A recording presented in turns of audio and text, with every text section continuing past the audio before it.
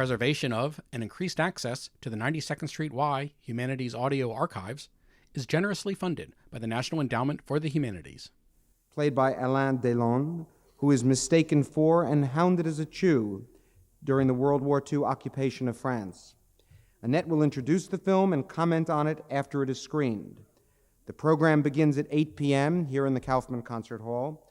This series is an outgrowth of Dr. Insdorf's research, which appeared recently in the critically acclaimed Random House volume, Indelible Shadows, Film and the Holocaust. We invite you to join with us for this very special evening, again continuing this Thursday evening. Tonight, our guest is Jack Kroll, Newsweek senior editor since 1964, the magazine's drama critic and film critic since 1967, who also currently serves as critic-at-large, writing in the cultural sections. Jack Kroll began his undergraduate studies at the University of California in Berkeley, interrupting his studies for 2 years of service in the United States Army during the Korean War.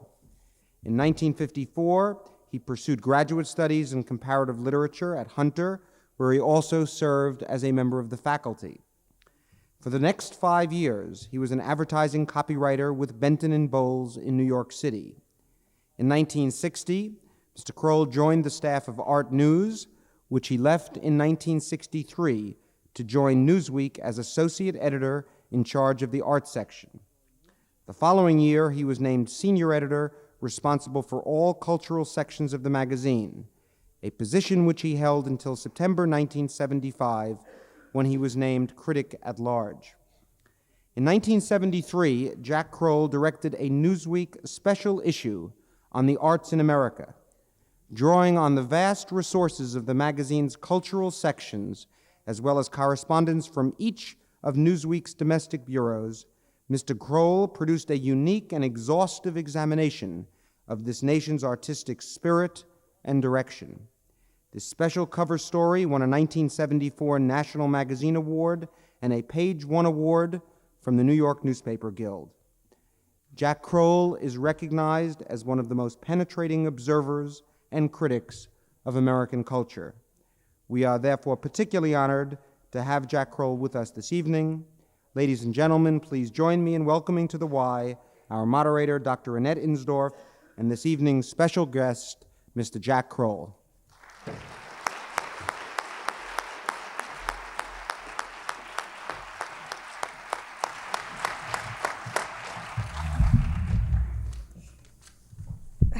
Good evening to all of you. My first question is, given that you review both film and theater, do you feel that there's any difference between writing a film review or a theater review? Do you like doing one more than the other? Do you like film critics as a group more than theater critics? And just what are the two feels like? Which group do I dislike more? Is that what you're trying to say, Annette? Whatever you say. Well, let's see. Are any editors in the audience? I enjoy, I have to say, writing about film more than theater at this moment. That might change 6 months or 6 years or 6 centuries down the line, but I think that movies are in much better shape at the moment than theater seems to be. Many more interesting things are happening. Even the problems are more interesting. The crises are more interesting. The foul-ups are more interesting. I think that theater in this country is really going through a series of crises, but we don't want to talk too much about theater, I don't think, tonight. I don't. But I do prefer theater. Now, about the critics, I'll answer the question because it is sort of interesting. I think one of the problems with theater, it may be marginal, perhaps it's not so marginal. I think that film critics, by and large, are much more interesting people. Oh, God, what am I saying? I said it. It's too late to take it back, right? It's true, though. They know more things about more things than theater critics seem to at the moment, by and large. Obviously, there are exceptions. And, yeah, I'd much rather hang around with movie critics than theater critics, again, for the moment. I'm glad to And hear it'll it. be a moment, I guess, from now on. About how many films do you see per year? Well, let's see, we could figure it out. Do you have your little Casio calculator? No. I would suppose it averages out to about, over a full year's period, about 4 or 5 a week, so you could figure that out for yourself. Subtract my 12-week vacation. No, subtract 5 weeks of vacation, and it adds up to something like 200. Between 250 and 300, I guess, yeah. And of those, how many do you review? Oh. Practically not, no. That depends on a great many factors. Sometimes people are puzzled about how we decide what to review. And I should say, because it is the truth, that many times you wind up reviewing a film that you don't want to review because other powers have decided that this is going to be a subject of interest. This is news. And I would rather review fewer movies than I do at greater length than as many as I do. I wish at the beginning of the year they would tell me, okay, this year you've got 67 feet of space. We figured it out, and you can apportion that 67 feet of space any way you wish. That would be a terrific way to do it, instead of having to worry about a lot of things that shouldn't bear examination, even by the mass media, whereas many things should bear examination by the mass media and aren't getting in. Do you ever see a film more than once if you're writing about it? Yes, I do, quite often. Let me give you a couple of examples, recent examples. I saw Bob Fosse's film, All That Jazz, I think, 4 times before I wrote my review. And there are several reasons for that. The first time I saw the film, it was not final cut. And it left a lot of questions open in my mind. The second time I saw it, it was closer to final cut, but still not final cut. What with one thing and another, I wound up seeing it 4 times. And changed my mind about 3.5 times in the process. That raises, in a way, all sorts of questions about how your experience of a movie tallies with your reader's experience. Because in almost every case, the reader is going to see a film just 1 time, unless it's your nephew who's going to see Star Wars 37 times, which is a different thing entirely.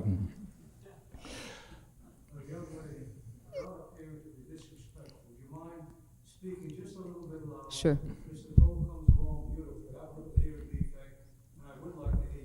It's a deal.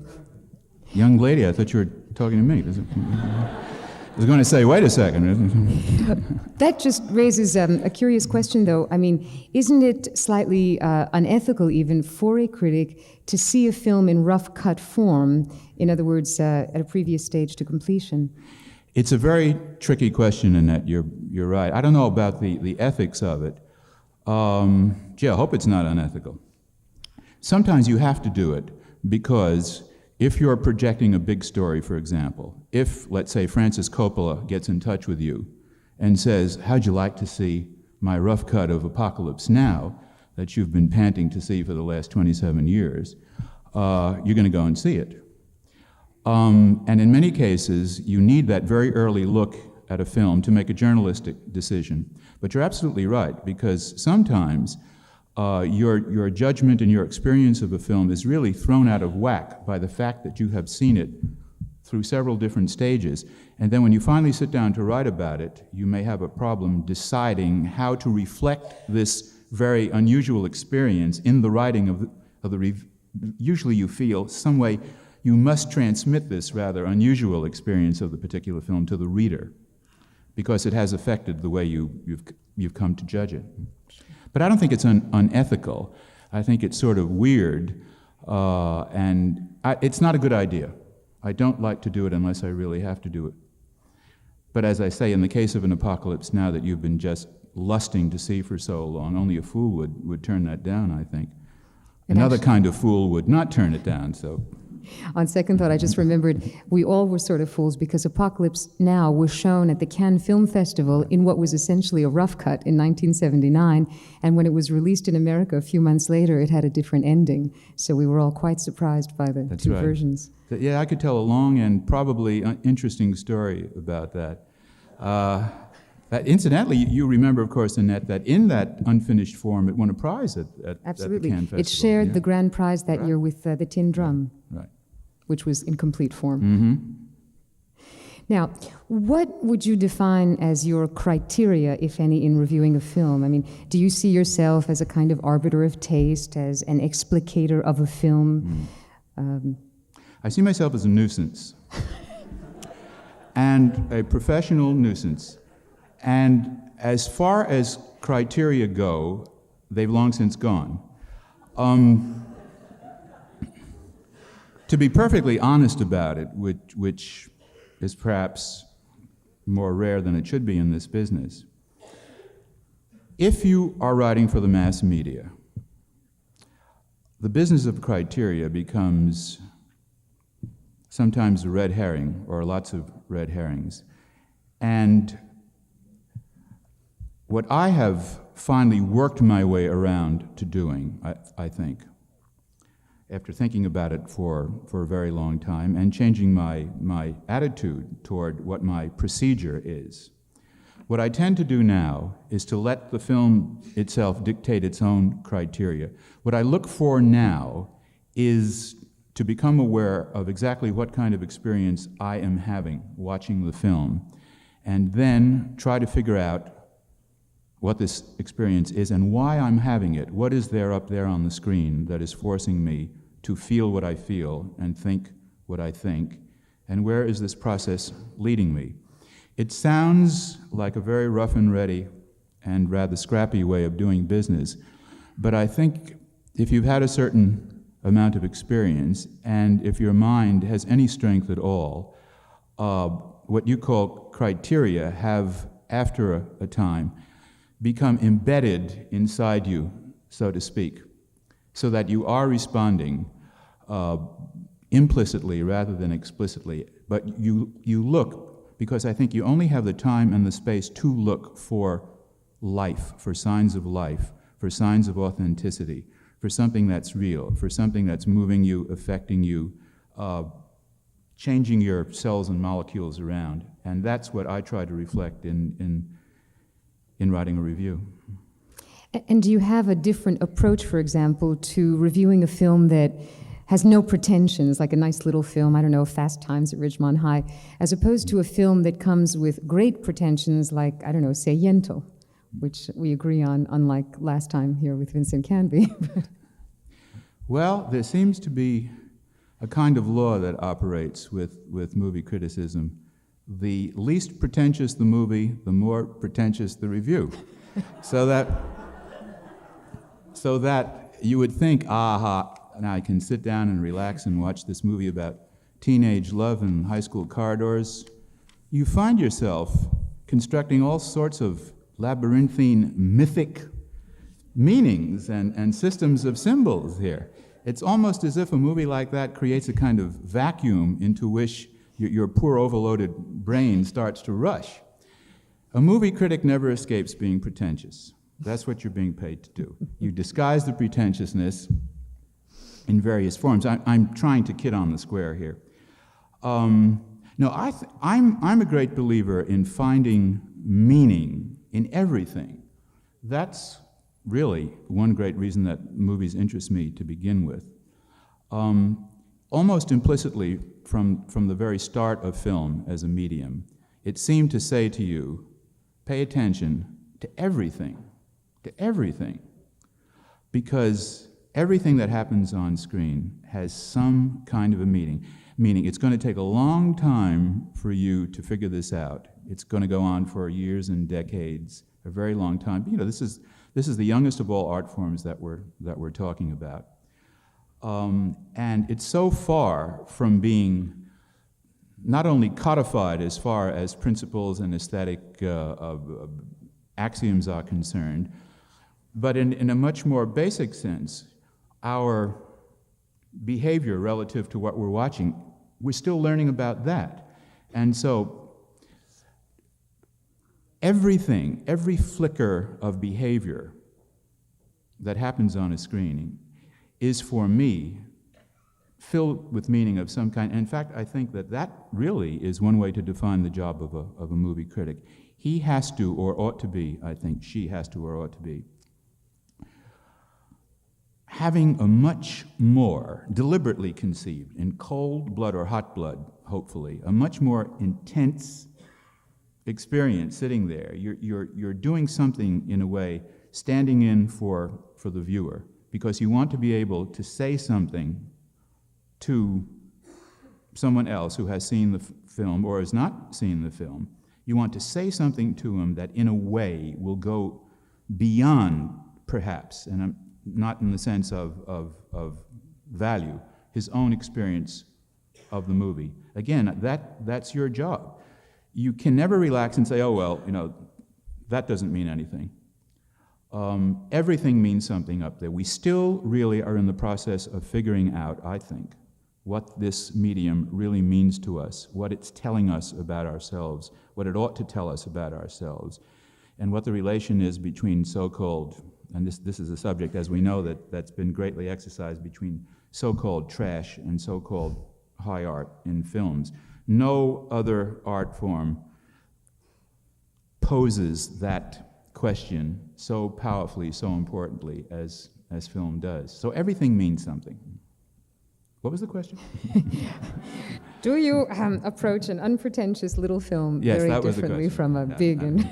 No, as I say, with even more intensity. Okay. Now, are there any critics' pitfalls that you feel you have to guard against? And also, along those lines, have you ever given a favorable review to a film that, on second thought, wasn't so hot, and sort of perhaps done a revised review afterwards? Last week, the week before that. Pitfalls first. Okay, there are thousands of pitfalls.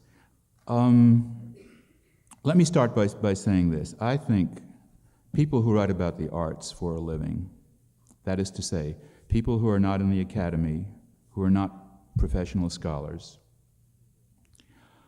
and who are not even critics in the academic sense of that, who don't spend 6 months writing a monograph for the PMLA, thank God in most cases for that. We, unhappy few, we have a kind of, this is going to sound terribly pretentious, so please pour that pitcher of water over me as I say it. We have a unique kind of responsibility, I think, because we're really not there to be shallow, offhand. We may seem to be at times. There may be times when we can't help but be. But in order to earn our keep, so to speak, we're there to perform a service, a unique service that is not at all easy to define. It's very difficult to define.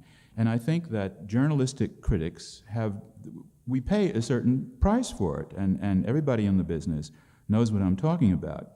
Because most people that you meet, for example, from the academy, they will look down on what journalistic critics do, quite wrongly, in my view.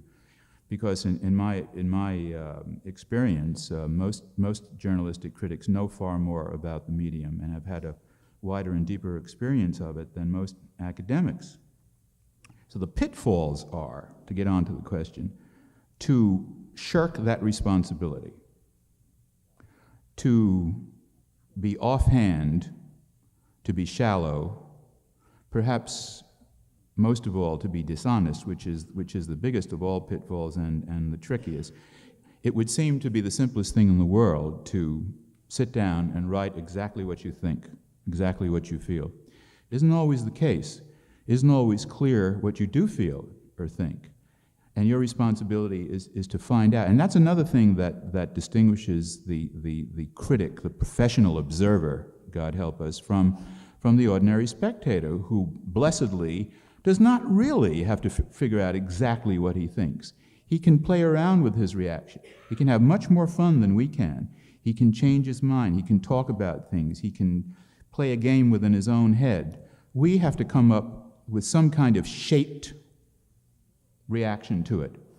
And the biggest pitfall is to shirk that basic, I think, moral responsibility, to be dishonest to your own reaction under the many pressures that are always moving you to possibly do that. Now, have I ever praised something that I later decided was... or vice versa, damned something that you later decided was good? Oh, sure. It happens all the time. Let me see if I can give you an example, a recent example. No recent examples, thank goodness. But let me give you an example of another kind. I like to say, as a joke, that you should allow yourself one big deliberate lie every year, because you can't help but fall into some sort of mendacity. And the lie that I have to admit, the recent lie that has stuck in my craw most, was not something that I wrote in a movie review, but in a theater review. It was in the terrible Elizabeth Taylor production of Little Foxes. It was so god-awful, which I said, and I tried to be as gentlemanly as possible about that. I don't know why the hell I wanted to be gentlemanly about it, but I did. And I felt so not bad, but you know, when you put in contact with junk, this is one of the problems of being a professional observer. The junk rubs off on you, and you begin to feel like an offspring of that junk, right? Junk junior, so to speak. And so you desperately look around, or at least I do, for some saving grace, right? Okay, I decided that the saving grace in that production was going to be Maureen Stapleton, because she's marvelous, we love her, she's a real talent. And even though I knew she was just as bad as everybody else in the production, because she was miscast and because she was in that production, I lied. And I said, Maureen Stapleton is good. And that wasn't true, and I knew it wasn't true. That was my lie for 1982. 1983, what was my big lie for 1983? I don't think I told a lie, and I probably made 4,000 mistakes but no lies last year. Now, it's been said sometimes that the tougher a critic is, the better he is. In other words, people, well, like John Simon, for example, will sometimes excel precisely in being extremely tough. On the other hand, it's also been said that in order for a critic to survive, that critic has to be excerptable. In other words, you've got to have enough praising adjectives so that when they run an ad in the Times or whatever, you can see the name of the critic with a few glowing words. Do you ever feel the pressure from either side as a kind of overriding aspect of writing film criticism? Well, I don't think you feel it as a pressure, but there's no question that it's there. Now, in the current, or I think it's the current issue of the Chicago Review, little magazine, there's a piece on movie critics, and I am singled out in that piece for being, it's not good single, it's bad single, for being one of the 3 or 4 most quoted critics, which is a sign of how bad things are with me, you see. And this this came as a kind of shock to me. I was really shocked by it, and I said to him, because I really have not been aware that that's the case. The answer to what you're saying is to what you're asking is a complicated one. I think that any critic who deliberately writes to be excerpted and quoted is just a lousy critic. You simply shouldn't do that. But now, having said that, I'll proceed to take part of it back, because especially a journalistic critic, again, unlike the academic writers who do operate under the aspect of eternity, the corner of eternity and nowhere, you know, and who don't have to worry about certain things. Only about tenure. Only about tenure, you're right, absolutely, yeah. With a journalistic critic, quite often he will want to do something about a film or a play or a book that he just knows is going to have trouble or is having trouble finding an audience.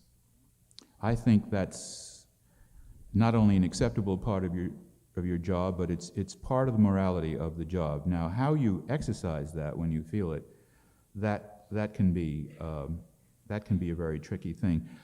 But I don't know if this is a proper segue from that question into something. I just want to give you an example of what gives me the most fun and the most pleasure, and what I think is perhaps the most important thing that you can do in this business. It's when you're confronted with something that you know is going to be a problem of some kind, and you feel so strongly about it that you're just delighted to take on the challenge. Now, the example that I'm going to give is a few years old, but I think it's an extremely important one because it was a movie that aroused a great deal of controversy. You remember Lina Wertmüller's Seven Beauties? Yes, I actually showed it here at the Y 2 weeks ago. Well, I was one of the, I guess, few critics who really loved that movie. I thought it was very important, very powerful, and of course, as you all know, the crux of this film was the use of comic forms and techniques to say something about the unfunniest thing that has ever happened in human history, the Holocaust. And you remember the tremendous hostile reaction that this movie triggered in many quarters, and my review was singled out along with others. John Simons, for example, he also liked the movie a great deal. But I remember seeing that film and being so overwhelmed by it and realizing while I was watching it and later that there's something more important than a critic usually comes up against here. Because you're not only writing about what you think about a film, but you're going to try to do a very difficult thing, to use language to explain to readers why Wertmüller's decision to apparently be funny about the Holocaust is not sacrilegious or aesthetically impossible, but is in fact a tremendously important moral decision, a very difficult technical decision, and try to explain how she worked it out, how she got away with it, and how it actually, in my view, enlarged our sense of the Holocaust in a way that another approach would not have. Moments like that are very rare for a professional in this business. You feel, okay, now I'm earning my keep, now I'm doing something that is important in both a specific and a general sense. That's the biggest challenge, and that's the most fun, and that's the most important kind of thing, I think, that especially a journalistic critic can do. Because again, the academics who come along under the aspect of eternity 3 months, 6 months, 2 years after the fact, you are there while the experience is white hot and boiling. And that's extremely important. Somebody has to do that. That's a very exciting and very important job of work. That's the most fun in the business, I think, and the most difficult thing to do. That leads me to another question. You saw Seven Beauties and decided to write on it. However, you and David Ansen both review films for Newsweek. So how do you determine, is it that you see a film and you feel strongly and you tell David, hey, I'm doing this, or do you get together and work out a system for the next few months? Well, because we're both such nice guys, it isn't really a big problem. And usually, what seems to work, not in all cases, but in most cases what seems to work, and I'll give a couple of very recent examples of it. Within a couple of days of each other, we both saw the new Woody Allen film, Broadway Danny Rose, and the new Truffaut film, Confidentially Yours. And I liked the Allen film more than David did, and he liked the Truffaut film more than I did. And so we decided, as we most often do, although not always, that the positive reaction dictates who should do the reviewing. Now, sometimes it'll work the other way around. If one of us has a kind of tepid positive reaction and the other one has a violent negative reaction, then the sheer violence of the negative reaction may be the indicator. But we work these things out in a very simple ad hoc fashion by talking to each other. That's good. I'm glad there's a generosity towards the filmmakers Yes, we're and both films. very generous in that respect. Now, beyond David Anson, do you feel like you're part of what we sometimes call a New York film critical community? In other words, is there some sort of group spirit that you feel, I don't know, when you're in a screening room with, say, Sarah's Canby and the others, or is it in fact a much more isolated thing where you don't feel that there's that much in common apart from the professional responsibilities? In fact, the other question I wanted to ask is, who do you read of the other film critics? Okay, I read pretty much everybody. I'm one of those crazy people who love to read criticism. I think criticism is a wonderful form. I've always enjoyed reading it. Needless to say, there's a tremendous hierarchy from Coleridge to Kroll, so to speak. But Coleridge to Kroll. But I love reading criticism. I think this nonsense about the critic being a parasite on somebody else's work, although we all tend to feel like cockroaches now and then, it simply isn't true. It isn't true because, now I'm really going to get pretentious. Almost the basic fact of human consciousness is that you think about your experience. Whatever happens to you, human beings think about it, perhaps uniquely in the universe, right? At least as we conceive it. Nothing happens that we don't, in one way or another, reprocess through our consciousness. We think about things. Sometimes judge, but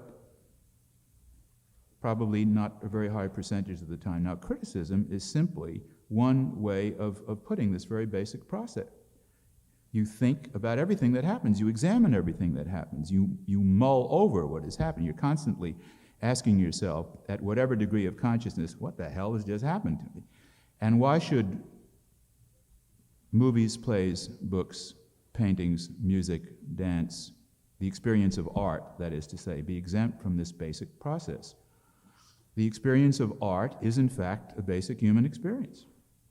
It goes without saying that we think about our political lives, right, about our financial lives. Why shouldn't it also go without saying, or go with saying, if you will, that we think about our artistic experiences? Well, that's what the critic does. He thinks about things in a focused and professional manner, supposedly in a more coherent and shaped and intense fashion than the non-critical person does. But every intelligent person is some kind of a critic. There's no question about that.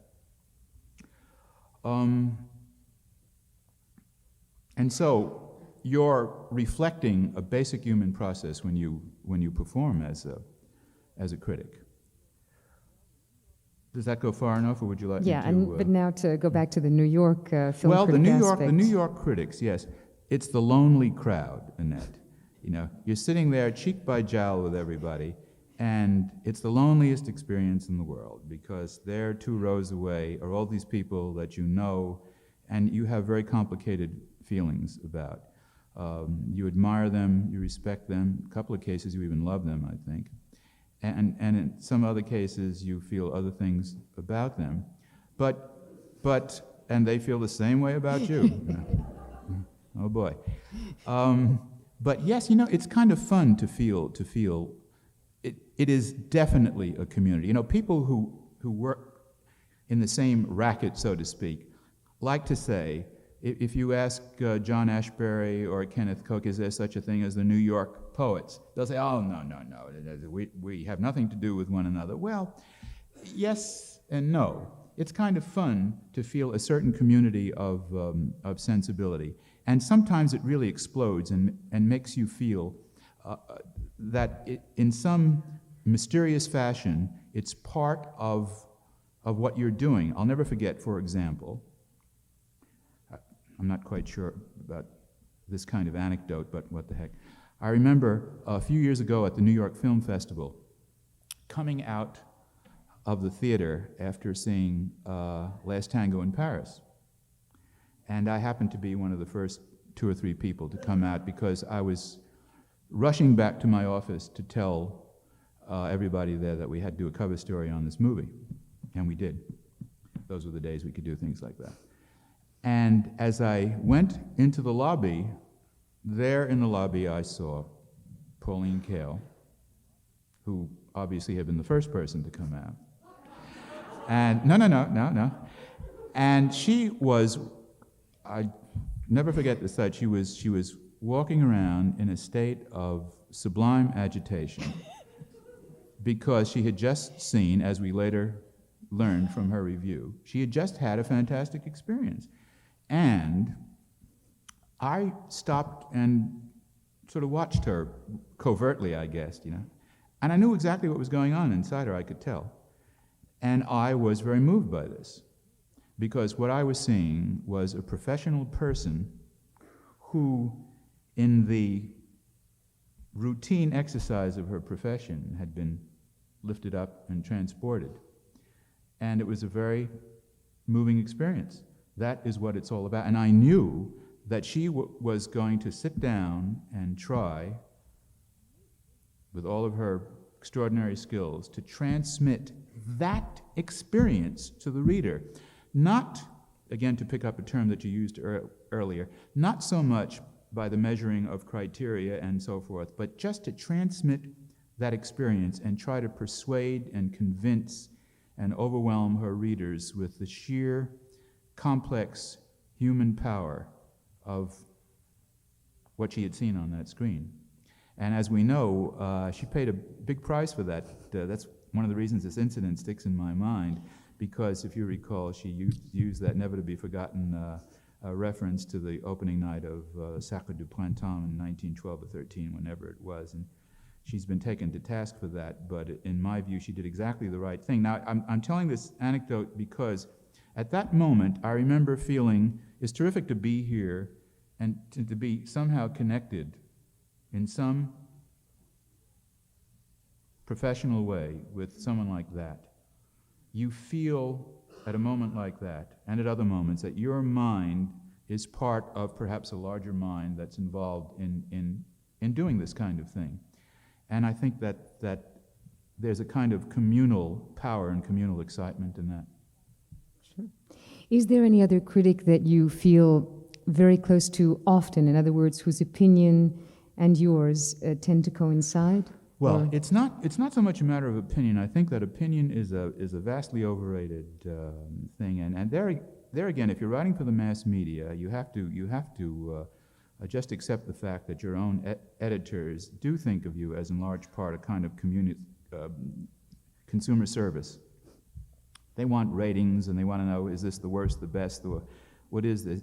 And at times I've actually written about this. For example, in my review of All That Jazz, as I said, which I saw 4 times, I did try to deal with the whole problem of having a mixed reaction to a film, and how perfectly legitimate that was, and that was not necessarily a cop-out, because we have mixed reactions to most of our experiences.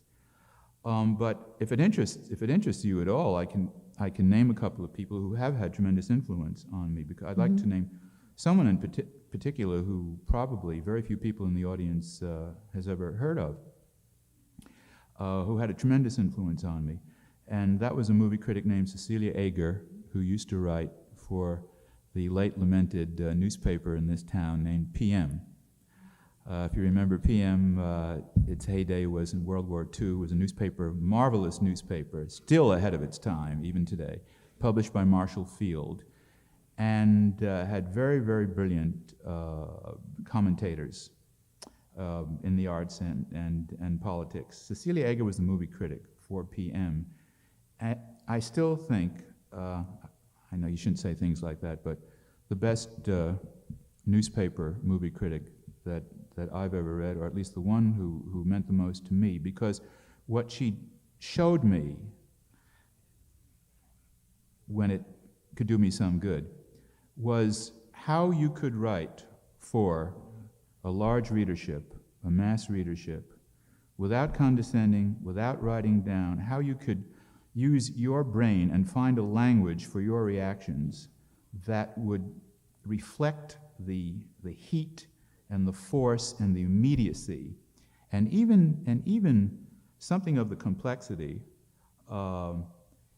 and still have that sense of being able to be digested by large number of ordinary, whatever that may mean, it means absolutely nothing, ordinary people.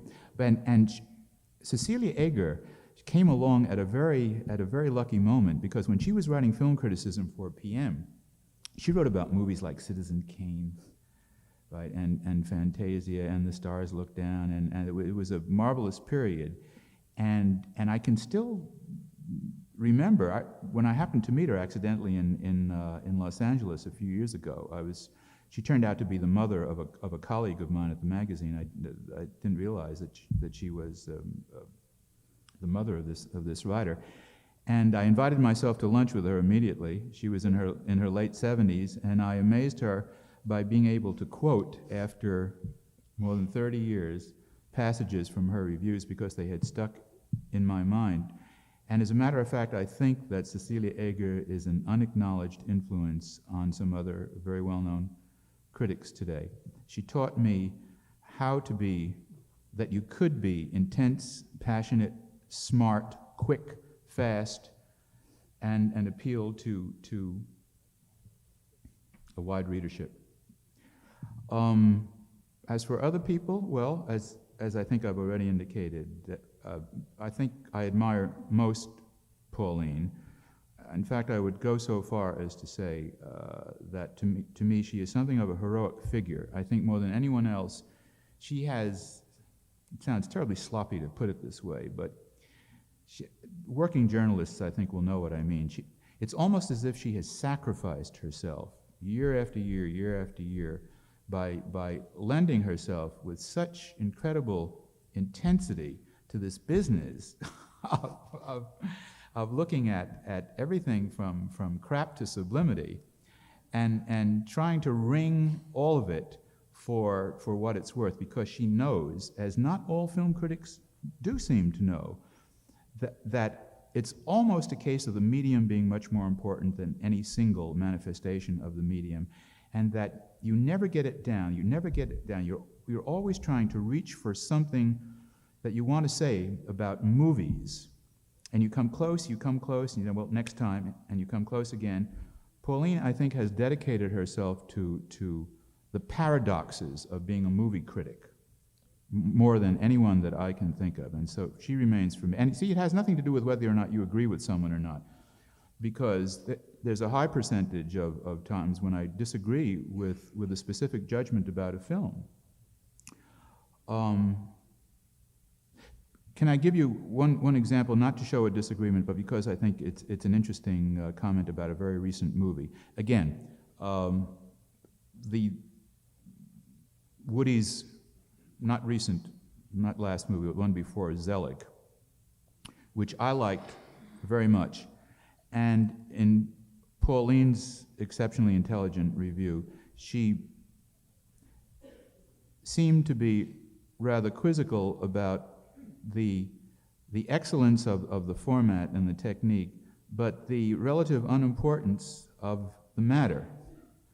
And it was interesting because she always thinks so strongly and so powerfully, and her associations are so brilliantly yoked together, that you find that the very fact of disagreeing with her makes your own thinking much more clear to you than it has been before.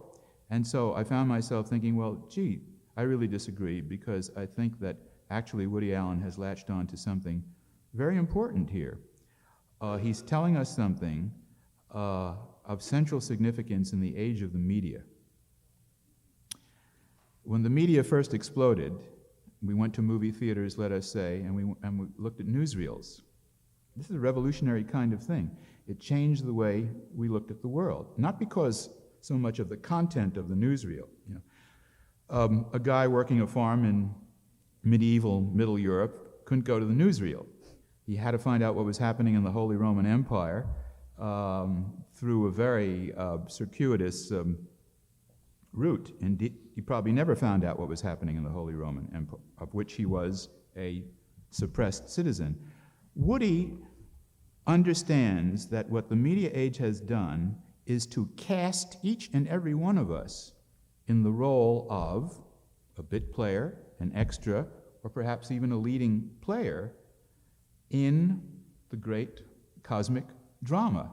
And so the neurosis, if you will, the fantasy of his central character, Zelig, is really related to something that has happened inside each and every citizen of the media age. Woody is saying, it's very funny because there I am playing with the 1927 New York Yankees, and there I am arguing with Sigmund Freud, right? And there I am beating Charles Lindbergh across the Atlantic. But really, there you are too. And if you haven't realized that before, have this little shock of recognition, because there's something about our time that has inflated your own sense of your own importance and perhaps thereby brought about a crisis of identity. The very fact that your own boundaries as an individual human being have now sort of exploded makes it much more difficult to define who you are. And he does all of that by inventing a little character who is nobody in particular, but who is everybody. And I thought to myself, gee, can I be wrong about this? and even if I am wrong about this, I'm not wrong about it because I saw it in the film.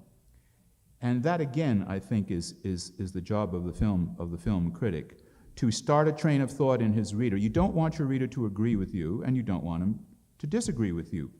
What you want is to galvanize and trigger a reciprocal process. You want to start something going in him, even if he gets angry at you, or whatever it is, so that something will expand, and there will be a shared experience. And having this kind of analysis about that particular Woody Allen film, and reacting to it as a disagreement with another critic, is all part of the same shared experience of films today. Well, a long answer to your question. No, the analysis you just gave of Zelig is, for me now, perfect example of criticism which is in itself creative and which ends up making me not only like the film better listening to this, but wondering to what extent the perceptions that you were able to glean from the film come more from your own understanding of human experience than necessarily from what Woody Allen put in there. I mean, to me, this is a perfect example of a creative act. Well, that's what I meant when I said that the criticism supplements the so-called creative act. I don't say it is a creative act, but good criticism is another kind of creative act that interlocks with the original creative act and starts a chain reaction going. Now, you may say at some point the chain reaction has got to cease, or we're all going to go criticizing over the precipice, you know? and maybe that is what's happening today.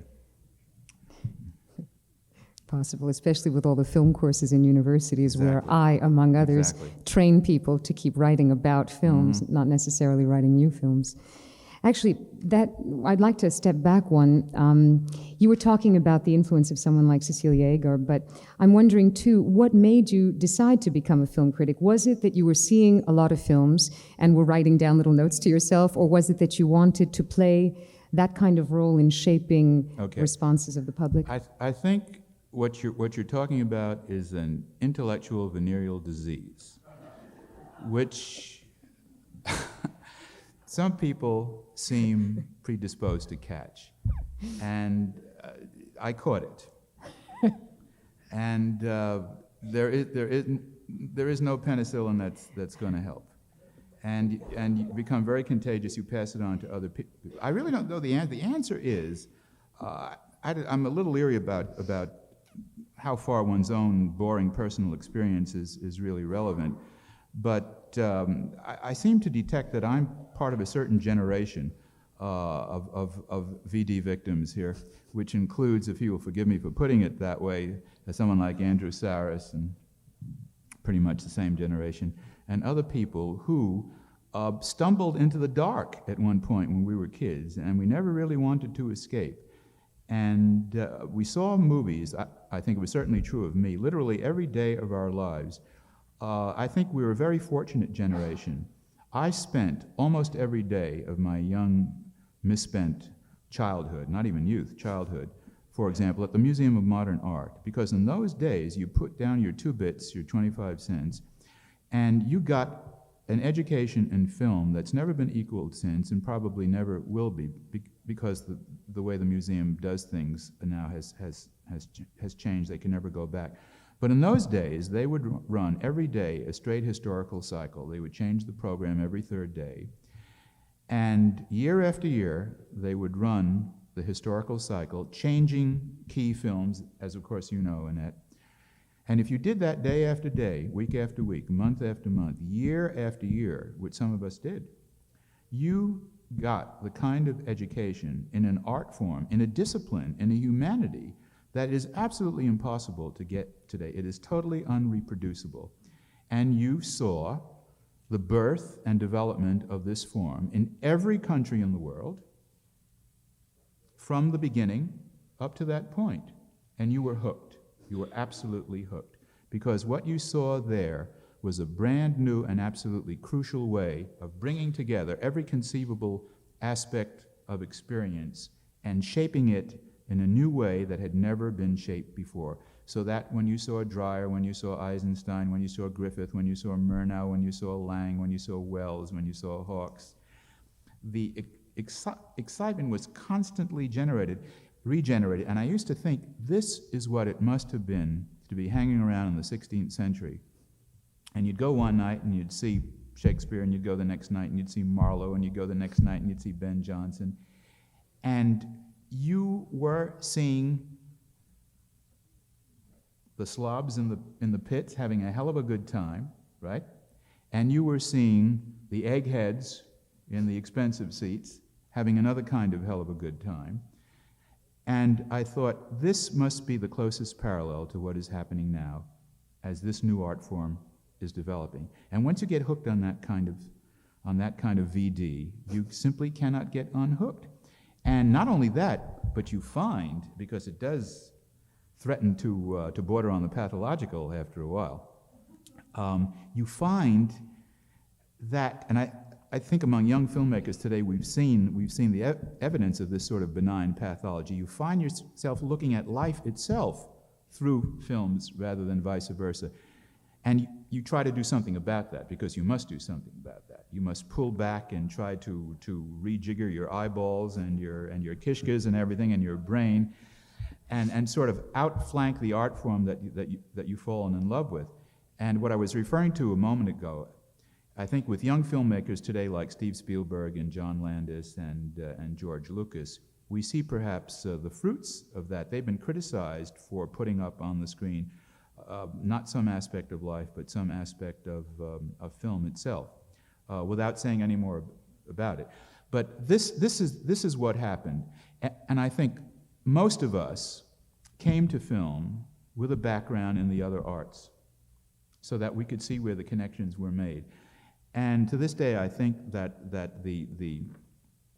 those film critics who don't seem to have a background in the visual arts, in all of the other arts, really, are those who leave you with a kind of hollow feeling of dissatisfaction. No matter how smart they are, they don't really seem to have engaged with what really goes on in a film, because they're looking at it from the angle of theater or literature or pure visuals or whatever.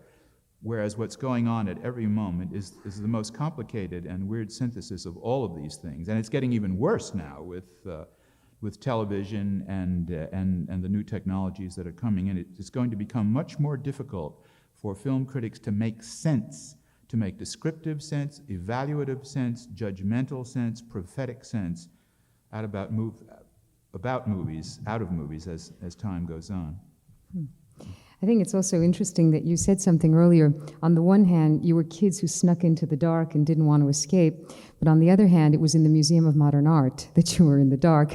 So you've really caught on something that I've heard you talk about before, namely that films have this special double edge, where on the one hand, you are indeed in a sort of VD experience. I mean, it's something illicit. It's something that can have, visual promiscuity. And on the other hand, you're in fact in something that is increasingly sanctioned as an art form, and you have to pick your way amid the high art and low art connotations. Yeah, I think that there's still this, as I was saying to you earlier tonight, there seem to be more dirty little secrets connected with film than, and film criticism perhaps, than with almost any other art form. I still think, after all of these years and all the work that's been done and all of the brilliance, and there have been brilliant critics, of course, we all know what the names are. There still is, I think, that aura, that stigma about movies. It isn't. You see that, for example, I hate to keep going back and using Pauline as an example, but the first couple of books that she published were widely and eagerly reviewed, in many cases by literary people and academics and people from other disciplines. Even things were said such as, well, I don't like going to the movies very much, but I love reading Pauline Kael. But as she continued to turn out these books, her critics turned on her. And in the latter reviews, you found the very same people saying, well, now she's gone too far, you see. She hasn't gone too far. It's almost as if they suddenly realize she's really serious about this. This isn't going to be for 5 years or 10 years. This is a lifetime commitment, just as yours is a lifetime commitment, oh professor of drama, or yours is a lifetime commitment, oh professor of philosophy. This person is not kidding, and she's going to keep on doing it. And so you began to have this reaction, because these people, despite the lip service that they seem to be paying toward accepting film equally with other arts, really they didn't mean it. And I think there's still that sense of stigma that hangs over the film form, even today. I suggested in one piece, for example, just to make this point, really, that there's never been a Nobel Prize given to a filmmaker, and why not Ingmar Bergman? Why not Kurosawa? Right, Buñuel, he's dead now. It would be interesting for the Nobel people to, I mean, not that one gives a damn about that, but you know what I mean. It's acceptability. I mean, listen. I'm sure the thought has never crossed their minds. At Yale University, we tried a couple of years in a row to just get an honorary degree for a filmmaker, and we haven't been able to swing that one yet. So why not with the Nobel Prize? By the way, we are picking up cards from people in the audience so that we can ask some of your questions. So please pass them over to the side aisles, and the ushers can pick them up, and we'll get to those in just a second. Coming to see a critic strikes me, it's like 19th century, people coming to see the Elephant Man. I feel, and I'm sorry I removed the bag from my... Should we let them get into it? Actually, sure, yeah. We were talking about, we'll let at least one or two of you ask questions directly, lest this be a totally static experience with us talking up here and you being silent and genteel down there. Although questions are being collected on the sides, does someone that I can see want to raise a hand and pose a question out loud? You can't get your cards. Where are you? In the balcony? Oh, I can't even see. Can somebody please make sure the cards from the balcony are picked up? Didn't even realize there was a balcony. Yeah, we can't see from here. Well, the person in the balcony who just yelled that out, would you like to pose your question? Sure. I'm wondering from Mr. Kroll, if you could tell us, you talked something about covers and that... Covers? Cover story, and then last time when Paris received the cover, and I guess that, what was that, 1969? Something like that, yeah. 72. 72. It was an important year for me. I've noticed in the past couple of years that Newsweek and Time, if you will, have been able to, as we were talking about just a second ago, the Nobel Peace Prize, forget that, you haven't even been able to give too many covers to culture or film. Glad you noticed that. I think that, what was it, John Travolta got the cover a year ago, and maybe Time gave the cover to Boy George, but that's been it. They did Travolta, and we did Richard Gere. It's close.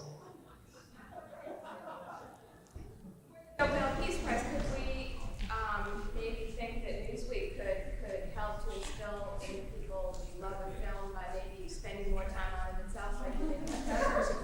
Okay, I'd like to repeat the question because I gather people in the back did not hear it. Is that correct? Okay, Just quickly, forget the Nobel Peace Prize, the Nobel Prize, rather. I didn't hear the Nobel Prize. Newsweek and Time, for example, in terms of cover stories, have themselves not been able to do very much in terms of focusing attention on film and other arts. The best examples that we have recently for film are John Travolta and Richard Gere. So what about the possibility of Newsweek creating more of that attention? Is that right? Well, the answer to your question really is that we have done that in the past, and you do it, and then something happens, and you do less of it, then you do more of it, then you do less of it. Mass journalism is a very imperfect art form, and you're caught between two stools, so to speak. One is what's a delicate way of putting this? You're caught between the people out there and the people in here, and it's a wonderful and lucky situation when you find people who come to you and say, "What should we be doing? Tell us what we should be doing," and you tell them what you think we should be doing. And lo and behold, they say, let's do it. And when that happens, you find that it's very rare. It's sort of like democracy in world history, right? Still just a few ticks of the clock. And when you find that your interest in film, let's say, has become a relatively lonely interest, at least as far as that kind of big showcasing that you're talking about on the cover is concerned, then all you can do is try to change that. But there have been times when we've done exactly what you're talking about. For example, the year before last, I personally wrote more cover stories than I had ever written at the magazine. That was 82. And then 83, that whole thing turned around. And it was simply a reflection of, well, to be perfectly blunt about it, a new editor and a new regime. That regime is no longer there, it only lasted 14 months. But, and that's just, magazines are people, just as administrations in Washington are people. And as a matter of fact, last year there were cover stories written that actually did not make the cut, that were, it always amazes me that people are interested in this nonsense, but you seem to be. I wrote two, for example, that didn't get on. One of them, but that did appear in the magazine. One of them was on the film Gandhi. So the answer to your question is that we actually have done much more to direct interest toward movies than you might think. It only seems that recently, it's always with the mass media, what have you done for us lately, I know. But if you look back 3 or 4 years, or longer, you find that there's much more there. Usually we're chastised for calling too much attention to the wrong sort of thing, to being part of a machinery of hype and so forth and so forth and so on. But just to say a word about that, if you do that in the right way, that's terrific. Now, years ago, when we saw Easy Rider, we decided right away something new was happening. We're not going to wait around 6 months or a year to mull it over and think about it and find out where it's going and what it eats and so forth. Let's just do it right now, because that's what journalism is all about. It's about the thermal shock of the moment. That moment may wear off. Fine.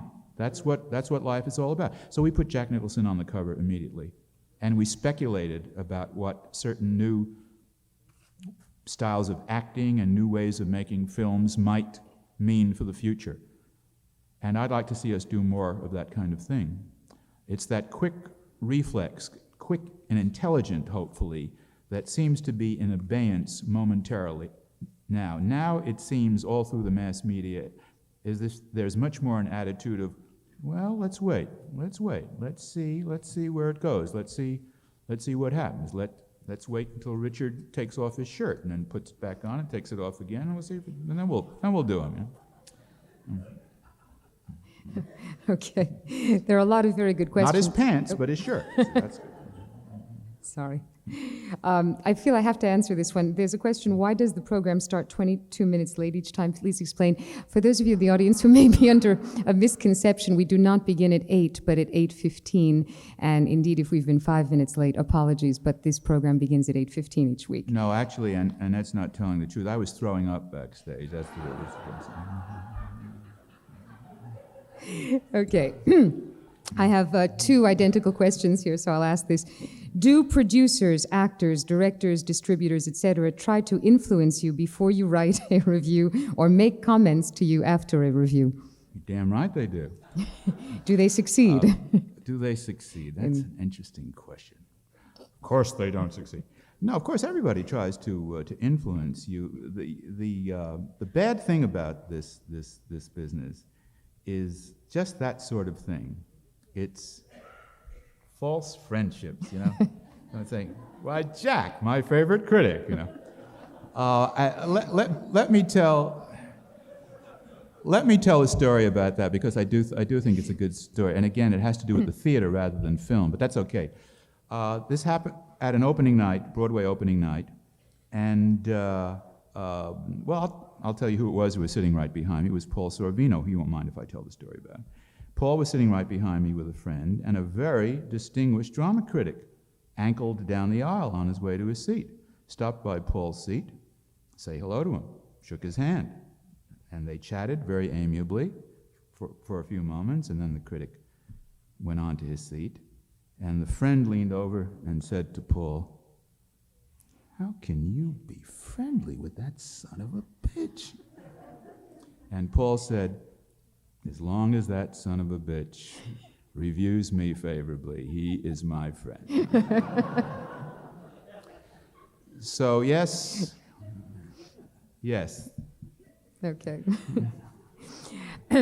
How closely do you observe or comment upon the technical aspects of a film, i.e. camera work, sets, lights? And it's related to another question I got. Do your spatial limitations keep you from dealing with these aspects as much as you'd like to? I love the person who asked that question. It's a smart person.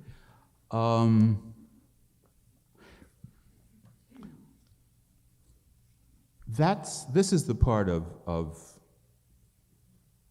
films that interests me almost more than anything else, because that's style. I started out as a teacher of English, and of course when you taught English, you taught what happens to language in a work. Well, the interesting thing about film is what happens to the film language as it's being handled by the people who are making the film.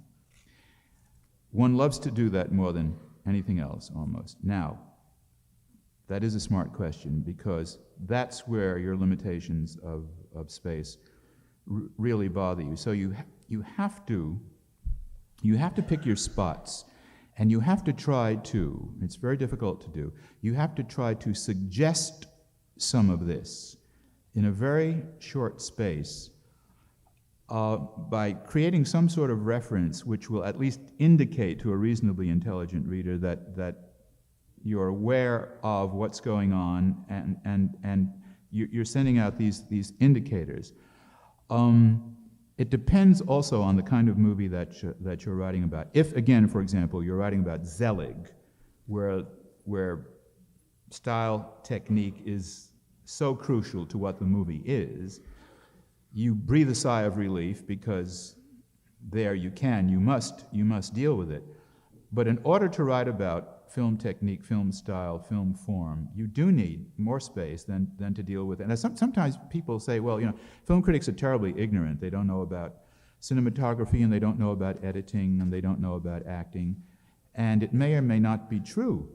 In the present case, it's not true. And what makes you feel more awful than anything else is a space limitation that prevents you from dealing with that. Sometimes, when I'm feeling really crummy about this, I'll go back into the files just to refresh my memory about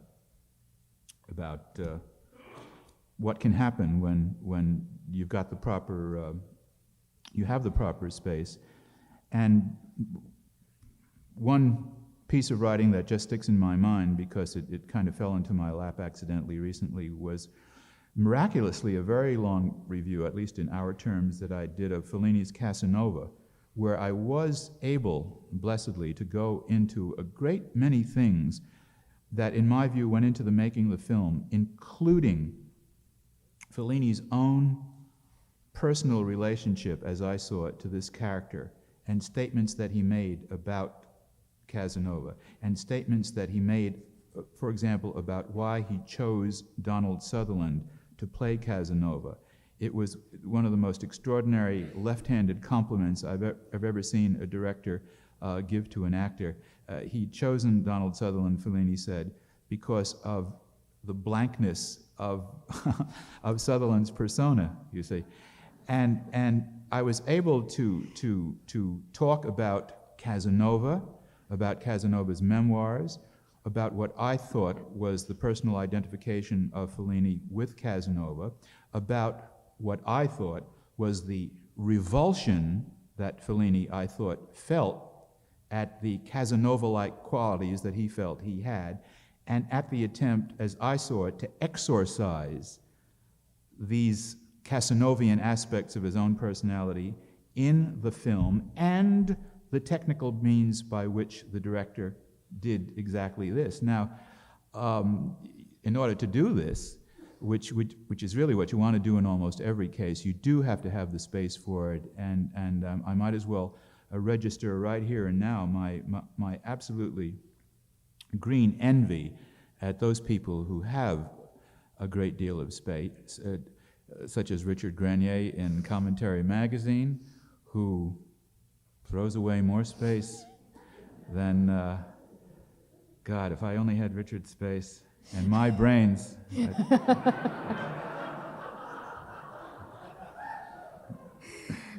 To move on to another of your qualities, the question is, have you ever thought about being in, or have you been approached by someone, like a casting director or screenwriter, to be in a movie? You'd be wonderful. See me, but be careful of, I threw up back. No.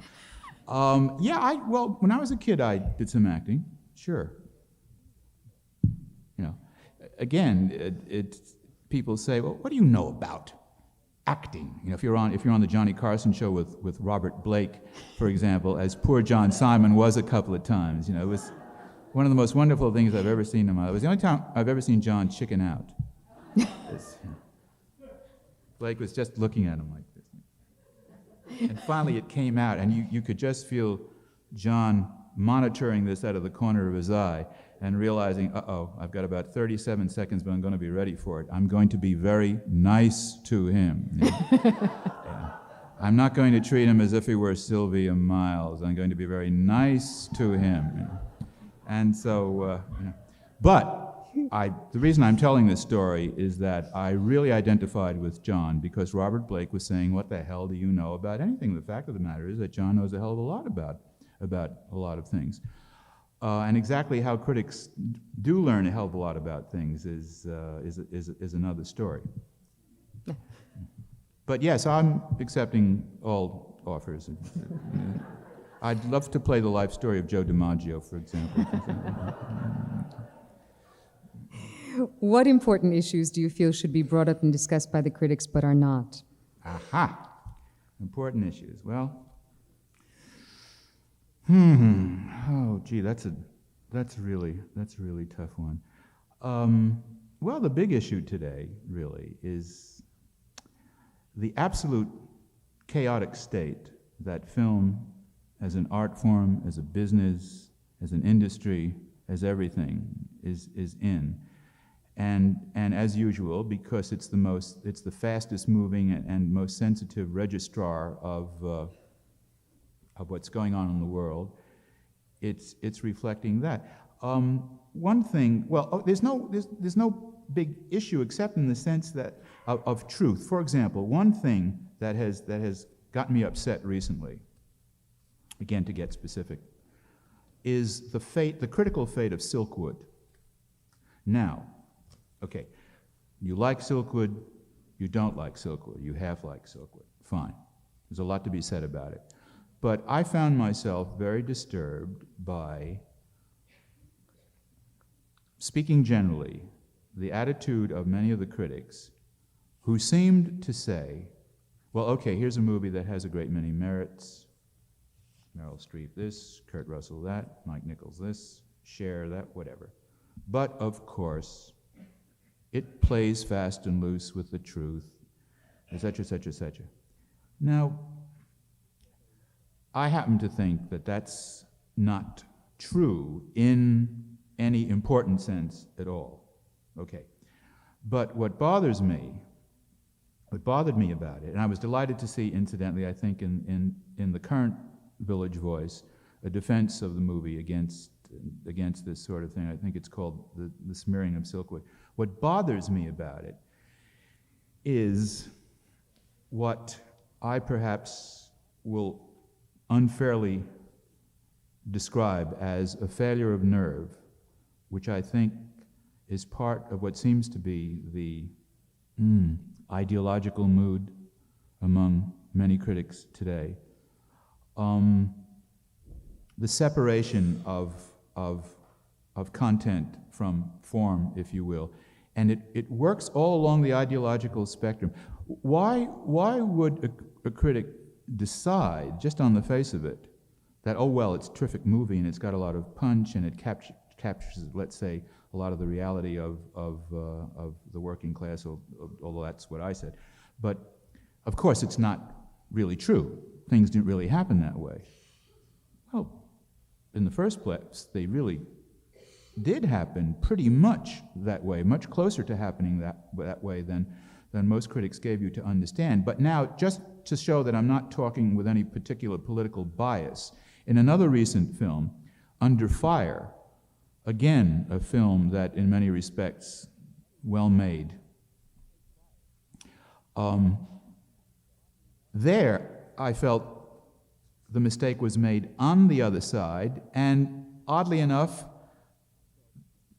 most of the critics didn't seem to be exercised by that. I'm referring to the climactic event in the film, which is the deliberate fabrication of a news photograph by a photojournalist in order to help the revolutionary forces in Nicaragua. And I thought it was amazing that this issue was treated so cavalierly by so many of the critics, by most of the critics. So you see, I'm not talking left-wing or right-wing here, but it's almost as if there's a kind of failure of nerve on the grounds of ideology, and I think that's an issue. It's almost as if, at least as far as the mass media is concerned, films are being peeled off from their ideological implications. And you can't. I remember even reviews of Buck Henry's movie, The First Family. Remember, about 2 years ago? Yeah, right. That positive reviews that didn't really engage with what that movie was all about, which was the absolute. You could feel the political nausea, the political revulsion on the part of Buck Henry, who made that film. Behind all the jokes, he was a man who was saying, the political system in this country has gotten so grotesque and so absurd that it's so disgusting that it's funny. And you couldn't really separate this ideological force from the comic force of the film.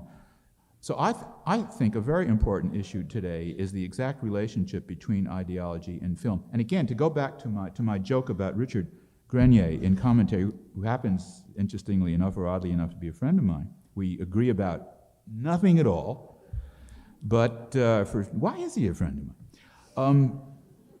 Why am I a friend of his? But here's a guy who's got more space than any film critic in Christendom, or strange word to apply to in the Judeo-Christian world, okay. And he uses it exclusively, and very cleverly, because he's very intelligent, exclusively to grind right-wing axes. And in fact, he and I have sort of engaged in little fun and games in our two magazines about this. I remember a long 10 million word piece, one of his shorter pieces, that he wrote about the James Bond movies, taking the temperature of this entire series in terms of Cold War muscle. And he was glad to see that the James Bond series was back to flexing its Cold War muscles. And I made a joke about that in Newsweek. and he made a joke about it. But the point that I'm making is that the most reactionary, using that word just descriptively, the most right-wing movie critic working today has the most space and is focusing his very considerable energies to making that kind of political and ideological statement. That is what he does. Every time he reviews a movie, whether it's the Bill Murray film about GIs, what was it called? I forget. Stripes? Yeah, Stripes. Whether it's Woody Allen, whether it's Fassbinder, whether it's James Bond, whether it's Gandhi, it's to make an ideological point. And I hate to see that position preempted by the right. I think that the non-right, I don't like to call it the left, but the center has shown a failure of nerve. I remember a broadcast of Nightline a few months ago, and Costa Gavras was on, and some other filmmakers, and those guys totally copped out all the way down the line because they said silly and absurd things like, in various accents, right, which made it even sillier, like, I only make movies to entertain. If there is message, not bad, I don't mind that. But it's not why I make movies. Baloney. And they left the door open on that very program for very brilliant reactionary minds like Tom Wolfe and whoever else was on. To move in there. And I think criticism has a very important role to play here. Again, not from the standpoint of grinding ideological axes, but to make sure that there isn't a failure of nerve and that all the sectors are illuminated here. And when a movie comes along with malice aforethought, so to speak, politically, engage with it and don't run away from it, don't hide from it, and don't say it's not telling the truth unless you've really, really, really, really done your homework there. So I think that seems to be, if this is what you mean by an issue, and I find myself very exercised by this. No, at the moment. and as a footnote to that, I remember when I interviewed Roger Spotswood, the director of Under Fire, he pleaded with me during the entire time I was interviewing him not to focus on political questions for the very simple reason that the word politics was bad box office. I mean, this is actually, the problem that's being raised here pervades the industry because filmmakers have been taught that unless they stress the entertainment values of the film, unless Under Fire is perceived as a Nick Nolte, Gene Hackman, out in Nicaragua, with nice rebels, that unless they do it as an entertainment and fudge the political issues, they're going to get into trouble with the mass movie-going public. And I mean, I've heard this, by the way, from other filmmakers too. It's very troublesome. Okay, question. Do you think that as the movie-going baby boom ages, filmmakers will make more films on adult subject like The Big Chill or Terms of Endearment? I'm reading the questions as they appear on the cards. Like those, eh? Sure. Yes, they will. I thought the question was going to go in another direction, which I will now proceed to take it anyway. There are some very tricky frontiers that have not yet been explored. For example, again, it's hard to know whether you're telling tales out of school, but I don't think so. I had a conversation with Alan Pakula, it must be, a year and a half ago now, perhaps even 2 years. And it just popped out very interestingly that he was very interested, he told me, and whether he actually does it or not doesn't matter. The fact that this was on his mind is what's interesting. He was very interested, he said, in making the first real mainstream commercial film about contemporary sexual experience that would go all the way. And so we talked about that for a while. What do you mean go all the way? I thought that's where the question was heading. But now, and that is going to happen. That is going to happen. It's going to be, in fact, Cloutier was about to start Yes, working a Dream- film called Dream Dream Lover. Lover, which Yeah. when I saw that announcement, I thought, aha, There Dream it is. Lover. But that probably has nothing at all to do with this subject. But you know, okay, when you're talking about terms of endearment, what was the other? The Big Chill? The Big Chill was Yeah. mentioned. Okay, because the question begs a lot of the question. Not all of us feel quite so positive about both of those films, especially The Big Chill, which, for what it's worth, I had very severe reservations about. Well, I might as well say it. I thought it was in large part very well done, but again was emotionally a very reactionary film. Well, it's hard to pin down, but let me just cite one scene. I'm sure most of you have seen The Big Chill. You remember the scene in which the character played by William Hurt has a bit of a to-do with the local cop, and he's then chewed out by his very well-to-do friend, played by Kevin Kline, who says such things to him as, well, you know, I have to live here, and this cop is a friend of mine, and he's doing a good job, and he's doing his best, and them days are over where, you know, we thought it was such hot stuff to debate the fuzz, and so forth and so on. And I found myself trying to figure out what Kasdan was saying here. Was he saying, "No, see, look what can happen to a guy, Kevin Kline. Look what can happen," or was he saying something else?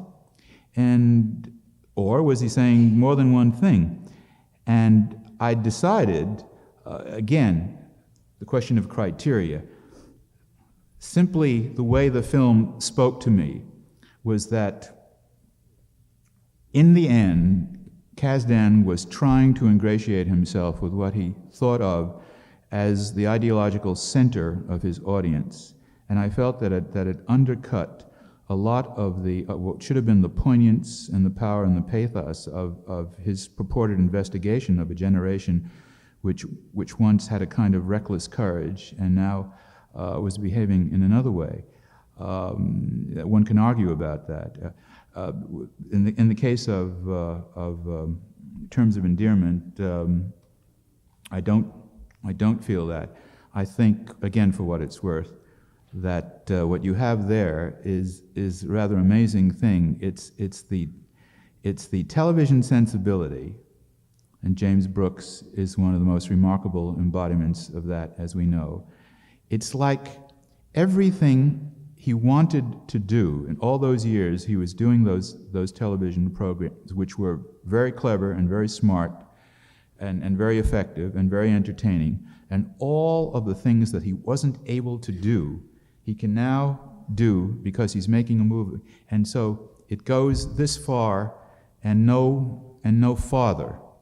And although I think it's a better movie than The Big Chill, but again, the reason I think that I'm mentioning these things, because you didn't ask me, is that these are areas that are so difficult for a critic to get into.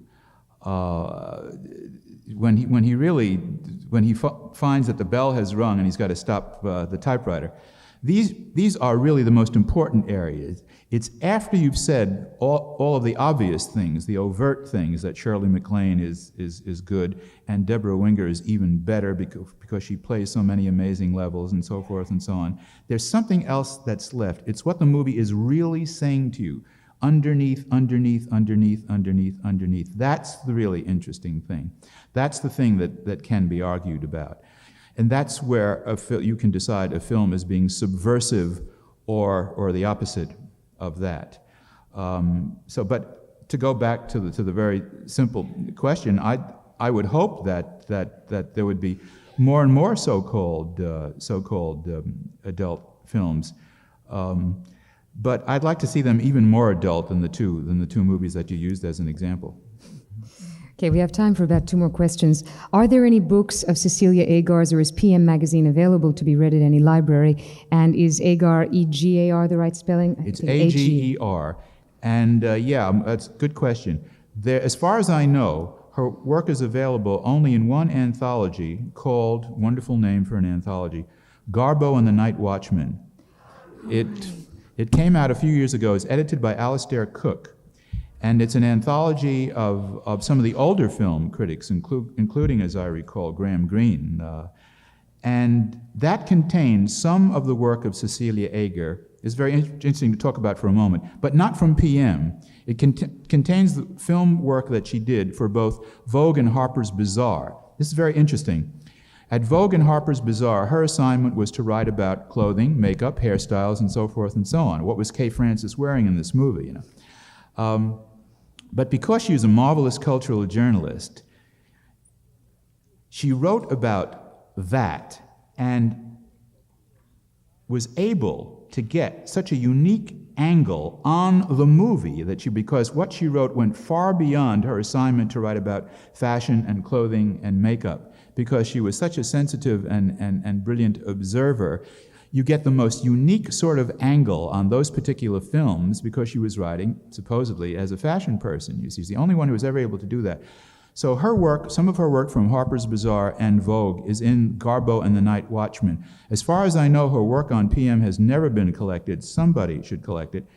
But you can read it at the public library, and it's well worth doing. It will bring back, for example, if you read her review of Citizen Kane, you will feel what it was like to go to the Palace Theater, to sit in that seat, and without really realizing what was going to happen in a few minutes, to have the experience of that film wash over you for the first unexpected time. She captures that experience the way I think no other film critic did.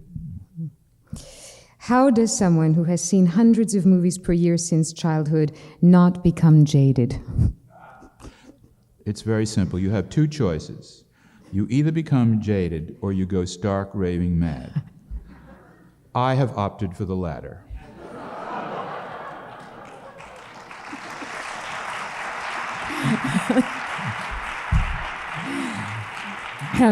On that note, I'd like to thank all of you for coming, and I thank Jack Kroll. Thanks for listening. For more information on the 92nd Street Y, New York, and all of our programs, please visit us at 92ny.org.